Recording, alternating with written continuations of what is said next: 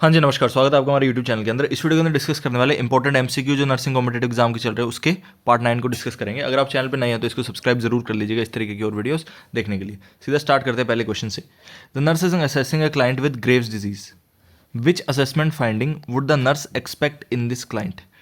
Graves disease का एक patient है, उसको क्या हो रखी है, ग्रेव्स डिजीज हो रखी है। तो उसके असेसमेंट के अंदर जो है क्या देखने को मिलेगा, ब्रेडिकार्डिया, कॉन्स्टिपेशन, एक्सोप्थेल्मोस या फिर रीसेंट वेट गेन। ठीक है, तो इसको आपको आंसर करना है। अब जो ग्रेव्स डिजीज है वो क्या है, एंडोक्राइन सिस्टम से रिलेटेड डिजीज है। तो उसके अंदर बाकी आप सारे सिम्टम्स देखेंगे तो वो सारे आपको एक जैसे लगेंगे, लेकिन एक आपको सिम्टम अलग दिखाई देगा। तो इस तरीके से आपको इसको जज करना है। ग्रेव्स डिजीज के अंदर एक्सोप्थेल्मोस जो है ये चीज़ देखने को मिलती है, यानी कि जो आंखें होती हैं वो बाहर बड़ी बड़ी करके दिखाई पड़ जाती हैं। ठीक है, इस तरीके से यहाँ पर हो जाता है। एक्सोप्थेल्मस इसका आंसर आ जाएगा। अब देख लो ग्रेव्स डिजीज है क्या। पहले ग्रेव्स डिजीज के बारे में बात कर लेते हैं। Graves disease in auto immune disease that affect the thyroid gland. Thyroid gland के अंदर यहाँ पे अफेक्शन मिलता है, अफेक्ट होती है। The gland produces too much thyroid hormone, a condition known as hyperthyroidism. एक तरीके से क्या है, ये हाइपरथायरॉयडिज्म है। ठीक है, हाइपरथायरॉयडिज्म। ठीक है, thyroid hormone regulate body temperature, heart rate and metabolism, and over active thyroid causes problems with organs like heart as well as bone and muscles. ठीक है, तो थायराइड ग्लैंड जो है ओवर एक्टिव हो जाता है इसके अंदर, हाइपरथायरॉयडिज्म का ही एक पार्ट है। रेयर डिजीज है, ऑटो इम्यून डिजीज है। अब एक्सोप्थेल्मस है क्या। एक्सोप्थेल्मस और startled look is caused by oedema in the extraocular muscle. Extraocular muscle जो होती है आंखों की मसल, उनके अंदर एडिमा होने की वजह से आंखें बड़ी बड़ी और बाहर दिखाई पड़ती हैं। क्लाइंट्स में report difficulty in focusing, dry eyes और photophobia. Graves disease causes tachycardia not bradycardia. Bradycardia ये हाइपो का सिम्टम है। क्लाइंट में report an increase in bowel movements, bowel movement ज़्यादा दिखाई पड़ती हैं कॉन्स्टिपेशन की जगह। इन सबका उल्टा होता है, मतलब Graves disease. Unplanned weight loss is also common. Weight gain नहीं होगा, वेट लूज होगा। ठीक है, तो ये बाकी जो सारे हैं ये हाइपोथायरॉयडिज्म के सिम्टम्स आ गए। समझ गए, इजी क्वेश्चन। अगले क्वेश्चन को देखते हैं। अब ये चलो पहले सॉरी यहाँ पे जो हाइपर और हाइपो है उन दोनों के सिम्टम्स यहाँ पर दिए हुए हैं, एक एक करके देख लेते हैं। हाइपो के अंदर तो क्या होगा, लेथार्जी एंड फटीग होगा, वीकनेस आएगी, मसल एक आएंगे, पैरास्थेसिस सुन्नपना आना शुरू होगा, इंटॉलरेंस टू कोल्ड, ये इंपॉर्टेंट चीज़ है। हाइपो के अंदर देखने को मिलता है इंटॉलरेंस टू कोल्ड। इसके बाद में वेट गेन देखने को मिलेगा किसके अंदर, हाइपो के अंदर ही। Dry skin and hair and loss of body hair, bradycardia, constipation अभी बात की हमने। Generalised puffiness and oedema around the eyes and face, इसमें क्या देखने को मिलता है, मिक्स एडिमा देखने को मिलता है। Forgetfulness and loss of memory, menstrual disturbance, goitre may और may not be present, cardiac enlargement, tendency to develop heart failure. ये सारी चीज़ें इसके अंदर जो देखने को मिलती है। अब हाइपरथायरॉयडिज्म की बात कर लेते हैं। इसमें क्या क्या देखने को मिलता है, पर्सनैलिटी चेंजेस होते हैं such as irritability, agitation, mood swings, nervousness and fine tremors of the hand, weakness, muscle aches, paraesthesia, heat intolerance. ये एक और जो डिफरेंस आ गया, यहाँ पे ये था, यहाँ पे ये वेट लॉस होगा इसके अंदर हाइपर, क्योंकि हाइपर के अंदर क्या होता है, ओवर एक्टिव हो जाता है मेटाबॉलिज्म, ओवर एक्टिव। इसके अंदर क्या होता है, अंडर एक्टिव होता है, एक्टिव से भी नीचे रहता है थोड़ा। तो इसमें वेट गेन होगा, इसमें वेट लूज होगा। Smooth soft skin and hair, palpitation, cardiac dysrhythmia such as tachycardia और एट्रियल फिब्रिलेशन, डायरिया। इसमें और क्या देखने को मिलती है, प्रोट्रूडिंग आईबॉल्स यानी कि एक्सोप्थेल्मस जो भी हमने देखने को बात की थी, जिसकी डायफोरेसिस होता है, लगातार पसीना आता है, हाइपरटेंशन रहेगा और इसमें गोइटर भी देखने को मिलता है। तो ये दोनों आपको अच्छे से याद कर लेना, इन दोनों के जो सिम्टम्स है वो आपको देख लेने हैं। ठीक है, मेन चीज़ आपको क्या याद रखनी है, अंडर एक्टिव और ओवर एक्टिव, और उस हिसाब से आप सिम्टम्स को जज कर पाएंगे। गोइटर का थोड़ा सा देख लेना यहाँ पर, और डायरिया और कॉन्स्टिपेशन। अब डायरिया क्यों होगा, क्योंकि जो बाउल है वो ओवरली एक्टिव है, यहाँ पे वो अंडर एक्टिव है, इसलिए कॉन्स्टिपेशन करेगा। तो लॉजिक के साथ चीज़ों को समझने की कोशिश करनी है। अगला क्वेश्चन देखते हैं। The nurse is caring for a client who is HIV positive. The nurse understand which of the following to be true regarding HIV and AIDS. यानी कि HIV पॉजिटिव क्लाइंट है, उसकी केयर की जा रही है, तो जो नीचे स्टेटमेंट्स लिखे हुए हैं उनमें से कौन सी सही है। A viral load testing monitors disease progression and evaluate effectiveness of the treatment. जो वायरल लोड की जो टेस्टिंग है उससे क्या हो रहा है, डिजीज़ कितनी आगे बढ़ी है उसका पता चलता है, साथ ही साथ जो ट्रीटमेंट दिया जा रहा है उसका इफेक्टिवनेस का भी, यानी कि वो कितना कारगर है उस चीज़ का पता चलता है। दूसरा, western blot test is positive if antibodies to at least 3 major HIV antigens are present. C. तीसरा है, patient with AIDS present with WBC count of 5000 से 10,000 सेल्स पर mm³। या फिर चौथा, एन एंजाइम लिंक्ड इम्यूनोसॉर्बेंट ऐसे यानी कि ELISA test can detect the presence of antibodies within 2 weeks of exposure. ठीक है, तो इसमें से आपको जो ट्रू है वो बताना है।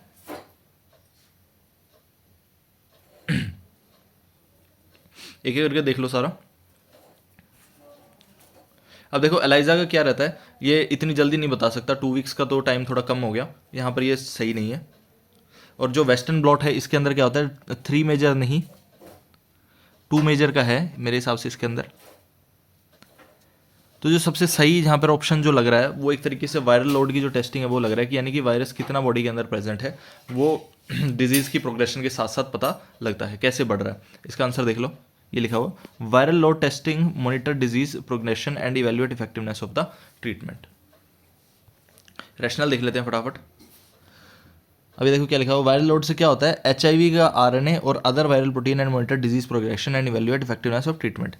ठीक है, पहली बात। वेस्टर्न ब्लॉट टेस्ट से क्या होता है कि 2 मेजर HIV एंटीजेंस प्रेजेंट होने चाहिए तभी ये पॉजिटिव आ जाता है, 3 की जरूरत नहीं है, तो वहाँ पे 3 की वजह से वो गलत हो गया। अगला, जो क्लाइंट होते हैं एड्स के वो है ना ल्यूकोपिनिक होते हैं, यानी कि ल्यूकोपिनिया उनके अंदर प्रेजेंट होता है। WBC उनका ना 5000 से 10,000 नहीं होता, 5 से 10 तो नॉर्मल हो गया वो, तो ये तो बताना भूल गया मैं, 3,500 यहाँ पर होता है, उससे भी कम आ जाता है। एलाइजा का जैसे मैंने आपको बताया, इसको कम से कम 3 वीक से 3 हफ्ते के बीच का टाइम इसको चाहिए होता है, इससे पहले डिटेक्ट नहीं कर पाता। The client can test negative although HIV infection is present until sufficient antibodies are made. समझ गए, तो एलाइजा टेस्ट नेगेटिव भी आ सकता है जब तक सफिशिएंट टाइम पूरा नहीं हुआ, हालांकि चाहे वो पेशेंट पॉजिटिव हो जाए। समझ गए, तीनों चीज़ें बहुत ईजी हैं। वेस्टर्न ब्लॉट का क्या बताया कि इसके अंदर 2 एंटीबॉडीज चाहिए होती हैं, 2 एंटीजन चाहिए होते हैं डिटेक्ट करने के लिए। 5 से 10,000 तो ये तो नॉर्मल नंबर है, इसके अंदर क्या होता है 3500 से भी कम देखने को मिलते हैं WBC से ल्यूकोपिनिया देखने को मिलता है।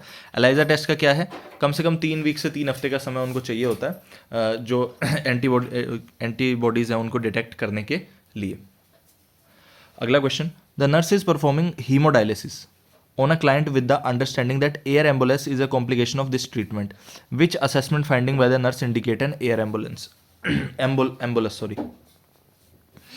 डायलिसिस किया जा रहा है, डायलिसिस का पर्पस वगैरह वो सारा बात कर लेंगे अपने। किडनी जब अच्छे से फिल्ट्रेशन नहीं कर पाती तब डायलिसिस किया जाता है। 2 इंपॉर्टेंट टाइप होते हैं डायलिसिस के, एक तो हीमोडायलिसिस होता है, एक पेरिटोनियल डायलिसिस होता है। दोनों के अपने अपने फंक्शन है। तो हीमोडायलिसिस यानी कि ब्लड के थ्रू किया जाएगा, तो इसमें एयर एम्बोलिज्म बनने का चांस रहता है। तो कैसे पता लगेगा कि एयर एम्बोलिज्म स्टार्ट हो गया बनना? Cold intolerance, chest pain and anxiety, decreased respiration, या फिर hypertension and widening pulse pressure. Air embolism बहुत ईजी है, बाकी सारी चीज़ें कुछ नहीं होंगी। चेस्ट पेन एंड एंजाइटी इसका जो है सीधा सा सिम्टम बन के आ जाएगा। इस असेसमेंट फाइंडिंग से इंडिकेट हो रहा है कि क्या है, यहाँ पर एयर जो है अंदर एंटर हो चुकी है। देख लेते हैं। Science of air ambulance include chest pain, anxiety, changes in sensorium and decreased oxygen saturation. ये कोल्ड इंटॉलरेंस कोई साइन नहीं है। टेकिपनिया, डिस्निया और हाइपरटेंशन भी देखने को मिल सकते हैं। समझ गए, तो एयर एम्बुलेंस बन जाता है, उसका साइन क्या है, चेस्ट पेन एंड एंग्जाइटी। अगला देखते हैं। The nurse is teaching a client about peritoneal dialysis. आ गया peritoneal dialysis. Which complication of this treatment would the nurse instruct the client to report? तो पेरिटोनियल डायलिसिस के लिए उसको पेशेंट को एजुकेशन दी जा रही है, हेल्थ एजुकेशन। तो उसके अंदर which complication of this treatment would the nurse instruct the patient to report? तो इसका कौन सा कॉम्प्लिकेशन होता है जिनके बारे में हमें बताना होगा पेशेंट को कि अगर आपको ऐसा देखने को मिलता है तो आपको तुरंत आकर के सूचना देनी है, बताना है। Bone pen, confusion, muscle cramps, या फिर क्लाउडी आउटफ्लो। पहले ना हम सारा देख लेते हैं कि क्या क्या होता है, कौन कौन सा ना डायलिसिस के बारे में पढ़ लेते हैं थोड़ा सा। दूसरा क्वेश्चन आ गया क्योंकि डायलिसिस का। डायलिसिस क्या है? Is a procedure that remove excess fluid and waste product from the blood when the kidneys are unable to function properly. 2 type के डायलिसिस होते हैं, हीमो एंड पेरिटोनियल डायलिसिस। ये लगातार चलते हैं, लाइफ गोइंग ट्रीटमेंट होते हैं, लाइफ लॉन्ग ही, जिससे क्या होता है कि वेस्ट जो है बाहर निकाला जाता है किडनी फेलियर की कंडीशन के अंदर। अब हीमोडायलिसिस क्या है? इसमें क्या करते हैं, सारा ब्लड एक फिस्टुला सा बनाते हैं, एवी ऐसे करके, उसके अंदर से क्या बोलते हैं ब्लड को पास किया जाता है एक मशीन के अंदर, और जहाँ पे वो डायलिसिस मशीन में जाता है तो मशीन फिल्टर करती है ब्लड को और फिर वो बाहर निकाल देती है। और हीमोडायलिसिस कब कब करना पड़ता है? ये हफ्ते में 3 से 5 दिन करना पड़ता है। Access point for the dialysis is created in the arm, जो वेन के अंदर ही जो क्या करते हैं एक एक्सेस पॉइंट बनाते हैं जिससे ब्लड को इंसर्ट किया जाता है और बाहर निकाला जाता है ना। ये तो हो गया हीमोडायलिसिस, तो ब्लड का रोल मेन है।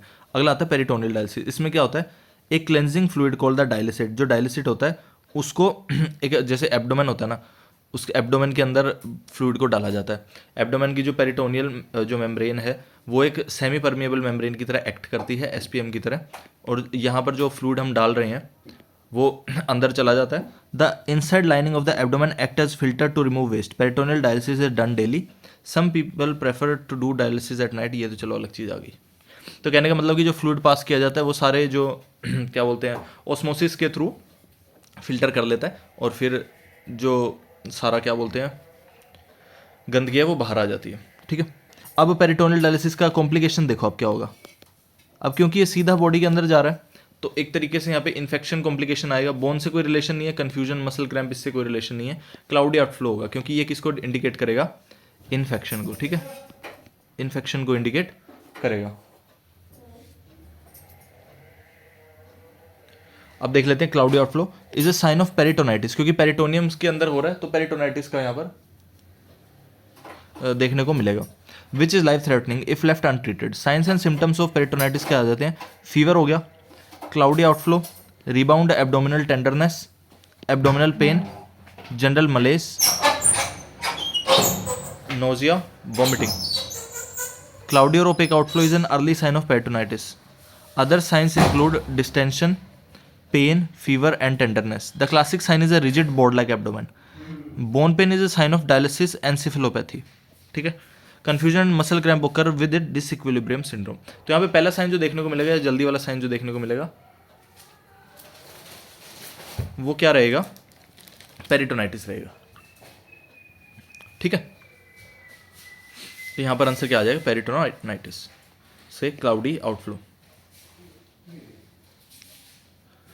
अभी देखो पेरिटोनियल, इसके अंदर क्या किया जाता है? A soft peritoneal dialysis catheter is inserted into the abdomen and the peritoneum act as a semi permeable membrane. Peritoneal dialysis occurs by the transfer of fluid and solute from the bloodstream through the peritoneum into the dialysate solution. The peritoneal membrane is large and porous, allowing solutes and fluid to move via osmosis. ये sorry जो बाहर आवाज़ आ रही है उसके लिए बस 2 ही minute का है ये। ठीक है, तो ये एक तरीके से पेरिटोनियम का सारा आपको मैंने बता दिया। पेरिटोनियल डायलिसिस क्या होता है, उसका कॉम्प्लिकेशन क्या है, यहाँ पर क्लाउडी आउटफ्लो। तो पेरिटोनाइटिस का ये साइन आपको देखने को मिल जाता है। अगला क्वेश्चन देखते हैं जल्दी से। The nurse is caring for a 9-year-old boy who presented to the ED after a penetrating injury from a BB gun. BB gun क्या है? कुछ नहीं है, एयर गन है ये, एयर गन। इससे छोटे छोटे पैलेट्स निकलते हैं, प्लास्टिक के या मेटल की हल्की हल्की मतलब गोलियां निकलती हैं छोटी छोटी। वो पीले रंग की जो गोलियां नहीं आती वैसी बंदूक जो बच्चों के खेलने वाली होती है वैसी सी मान लो इसको। अब the client is diagnosed with a hyphema. Hyphema क्या होता है पहले तो ये देखना है। The nurse proceeds to place the client in which position. Hyphema क्या होता है? जो हमारी आंख होती है, ठीक है, उसके अंदर इंजरी हुई है, सीधा सा बोल रहा है, पेनिट्रेटिंग इंजरी। तो हाईफीमा क्या होता है? जो आपकी आंख है ना उसके आसपास यहाँ पे ब्लड कलेक्ट हो गया, लाल रंग से कर देता हूँ, यहाँ पे ब्लड कलेक्ट हो गया ऐसे एंटीरियर पोर्शन ऑफ द आई में। ठीक है, उसके साथ में आए तो अब कौन सी पोजीशन देनी होगी? Flat in bed, semi Fowler's, Trendelenburg's या फिर lateral on the unaffected side. एक आंख में लगा है ना तो ये बोल रहा है कि या तो उसको लेटरल साइड दे दो, वो भी जिस मान लो राइट में लगा तो लेफ्ट साइड की लेटरल दे दो।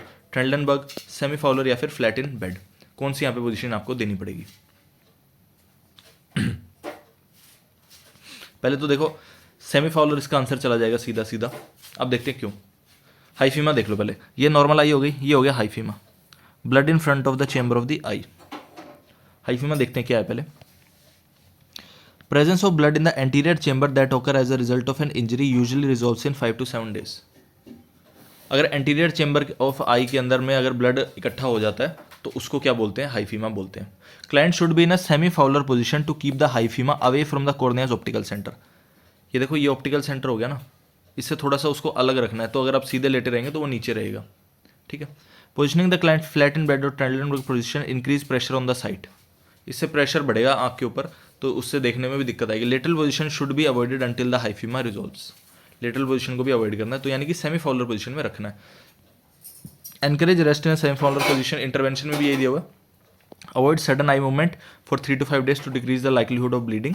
एडमिनिस्टर साइक्लोपेजिक आई ड्रग्स, ये कौन सी होती हैं, जो आई को पैरालाइज कर देती हैं, एक तरीके से रिलैक्स कर देती हैं आई को, ठीक है, प्यूपिल को रिलैक्स कर देती है। Instruct the client in use of I shield और आई पैचेज एज प्रिस्क्राइब्ड, और टीवी और रीडिंग वगैरह को कम कर देना। हाइफीमा आई की इंजरी हो गई, एयर गन लग गई होगी मान लो आँख के नीचे कहीं, तो वहाँ पे ब्लड इकट्ठा हो गया, 5 से 7 दिन के अंदर ठीक हो जाता है ये अपने आप। अगला question, the nurse is caring for a client at risk for postmortem hemorrhage, which early sign of hemorrhage should the nurse monitor for this client. अब वैसे तो चाहे ओबीजी का क्वेश्चन है ये, लेकिन यहाँ पे आपसे क्या पूछा है, हेमरेज का अर्ली साइन पूछ लिया, हेमरेज का अर्ली साइन पूछ लिया। Coma, hypertension, restlessness, cool clammy skin. Coma आप जानते हैं लेट साइन हो गया, कूल क्लेमी स्किन ठीक है, ये भी देखने को मिलते, देखने को मिलेंगे सारे ही, लेकिन अर्ली साइन पूछा है यहाँ पर, तो प्रायोरिटी बेस्ड क्वेश्चन एक तरीके से आ गया। अर्ली साइन यहाँ पर क्या देखने को आपको मिलेगा, इसमें याद रखना है रेस्टलेसनेस ही इसका साइन है, ठीक है। अब इसका कोई तरीका नहीं है, रेस्टलेसनेस पहले आएगी, ठीक है, कोमा में चला गया तो वैसे ही नहीं दिखाएगा कुछ भी। कूल क्लेम स्किन है, ये सब जैसे जैसे ब्लड कम होता जाएगा, हाइपरटेंशन भी तभी सेट होगा, तो सबसे पहले आपको क्या देखने को मिलेगी, रेस्टलेसनेस। द लॉस ऑफ, ये तो आपको पता ही है हेमरेज क्या होता है, इसके साइन में क्या आ जाता है, पहला ही क्या लिख रखा है, restlessness, weak and rapid pulse, hypotension, tachypnea, cool and clammy skin, reduced urine output. ये आपके सारे क्या है, हेमरेज के साइन एंड सिम्टम्स हैं, ऑर्डर वाइज लिखे हुए हैं कौन कौन क्या क्या होगा, ठीक है। रेस्टलेसनेस पहला साइन आपको देखने को मिलता है। अब ये देख लो, restlessness is one of the first signs of shock, coma is a late sign, hypotension occur later in shock, skin में appear pale early in shock but coolness, pale coolness manifest later if shock is not corrected. Coolness बाद में आती है, पहले pale हो जाती है skin. The presenting signs vary slightly depending on which type of shock the client is experiencing. Middle and let science में overlap और progress differently in the client depending on previous health history. वो कह रहा है कि सारे science है ना एक साथ भी आ सकते हैं, एक एक करके भी आ सकते हैं, और मिडल और जो लेट साइंस हैं वो एक दूसरे पे ओवरलैप भी कर सकते हैं, या फिर अलग अलग क्लाइंट में अलग अलग तरीके से देखने को मिलते हैं, लेकिन फिर भी रेस्टलेसनेस हमेशा फर्स्ट साइन ही आ जाता है शॉक का। With the hemorrhagic shock, acute bleeding is obvious and the client can quickly enter the late stage of shock if blood loss is fast enough or high volume loss persist. अलग अलग shock के type होते हैं, यहाँ पे haemorrhagic shock है, तो इसके अंदर तो यही चीज़ आपको देखने को मिलेगी, ठीक है। अगला क्वेश्चन देखते हैं। The nurse is preparing to discharge client with an ileal conduit done for treatment of bladder cancer. Patient को ब्लैडर कैंसर था, अब जो उसके लिए है इलियल कॉन्ड्यूट बना दिया है। ये क्या है कि यूरिन को पास करवाने के लिए डायरेक्ट एक जो बाहर एक स्टोमा बना के बैक कनेक्ट कर देते हैं, इलियल कॉन्ड्यूट उसको बोल दिया जाता है। Which statement by the client indicates the need for further instruction. I look forward to returning to my local health club to swim. मैं स्विमिंग के लिए जा सकता हूँ। The local ostomy support group meets on Wednesday morning at 10 AM। My stoma should be clean daily with soap and water. या फिर during the day I will wear a leg bag to collect my urine. अब जब भी आपको further instruction लिखा हुआ मिल जाए ना, फर्दर इंस्ट्रक्शन का मतलब है कि पेशेंट को अभी जो चीज़ उसने बताई है वो गलत बताई है, उसको और एजुकेशन की ज़रूरत है, तो इसमें से गलत स्टेटमेंट आपको ढूंढनी है। मैं स्विमिंग करने जा सकता हूँ, लोकल ओस्टोमी सपोर्ट ग्रुप जा सकता हूँ, यानी कि जो कई सारे ग्रुप होते हैं ना जो क्या बोलते हैं अलग अलग चीज़ों के लिए अलग अलग रहते हैं, तो वहाँ पर जा करके क्या बोलना है कि सपोर्ट ग्रुप के अंदर जा रहा है, यानी कि अपने जैसे और सारे लोग होते हैं उनसे आपस में डिस्कस करते रहेंगे वो। स्टोमा को डेली क्लीन करना, ये बात ठीक है। दिन के अंदर बैग पहनना, ये भी ठीक है, ये भी ठीक है। स्विमिंग के लिए नहीं जा सकता, इन्फेक्शन हो जाएगा, सीधी सी बात है, तो स्विमिंग के लिए नहीं जाना है। इसमें कुछ समझाने वाला है नहीं, बेसिक चीज़ है। During the initial post operative period after an ileal conduit the client should not swim due to risk of infection. ये देख लो, ये इलियल कॉन्ड्यूट लगाओ, ये स्टोमा हो गया आपका, ये बैग हो गया, ठीक है। स्विम नहीं करना है। Attendance and ostomy group will help the client deal with altered body image, क्योंकि अब यहाँ पे देखो ये हमेशा देखने को मिलेगा, तो एक तरीके से बॉडी इमेज तो चेंज होगी ना। Cleaning the stoma with soap and water will help reduce chance of infection. Wearing a leg bag during the day to collect urine allows the client to return to normal lifestyle. At night a larger urine collection bag will be needed, ठीक है। तो इस तरीके से यहाँ पर ये हो जाता है। थोड़ा सा देख लेते हैं इस प्रोसीजर के बारे में। इलियल कॉन्ड्यूट, यूरोस्टोमी भी इसको बोल दिया जाता है। ये क्या करता है, यूरिन को एग्जिट करवाने का काम करता है through the body inside a bag. Procedure क्या होता है, सर्जन क्या करेगा, एक छोटा सा सेक्शन लगाएगा स्मॉल इंटेस्टाइन में जो इलियम के अंदर, and joins the ends back together. The surgeon then sews the ureter into one end of the ileum, cuts a small hole in the abdomen and brings the other end of the ileum out through the hole. एक तरीके से ना ureter को उसके अंदर से redirect कर दिया जाता है, तो यूरिन ऊपर से ही बाहर आना शुरू हो जाता है। इसका पर्पस क्या है? Ileal conduit is urinary diversion that's often performed after a radical cystectomy, यानी कि जब ब्लैडर को रिमूव कर दिया तो उसके बाद किया जाता है। हमें उसमें क्वेश्चन में क्या दे रखा था, ब्लैडर कैंसर है, तो ब्लैडर रिमूव हो चुका है। It's a simple way to reconstruct the urinary tract and allows urine to leave the body. After surgery क्या होता है, the patient wears a waterproof bag called an ostomy appliance over the stoma to collect urine. The stoma is a small opening in the abdomen that doesn't contain any nerve ending, so it's not painful. Painful वगैरह कुछ नहीं होता है। Complication क्या है इसके अंदर? कई सारे कॉम्प्लिकेशन होते हैं। पैरास्टोमल हर्निया हो सकता है या प्रोलैप्स हो सकता है, उसमें से भी चीज़ें बाहर आ सकती है, इन्फेक्शन तो है ही उसका। तो इस तरीके से ये इलियल कंडुइट के बारे में आपको समझाया। काफ़ी इजी क्वेश्चन था, लेकिन बस पता होना चाहिए ना बेसिक चीज़ की है क्या। इसी के साथ इस वीडियो को करते हैं एंड। काफ़ी सारे क्वेश्चंस इंपॉर्टेंट हमने डिस्कस किए। फिर भी आपको कोई डाउट या क्वेरी है तो आप कमेंट करके पूछ सकते हैं, और सजेशंस वगैरह भी दे सकते हैं इसके बाद कौन सा टॉपिक बनाए या कौन सी क्वेश्चंस की वीडियो लेकर के। अगली वीडियो मैं डेली डालने की कोशिश करूँगा। आप बने रहिए हमारे चैनल के साथ। मिलते हैं नेक्स्ट वीडियो के अंदर। धन्यवाद।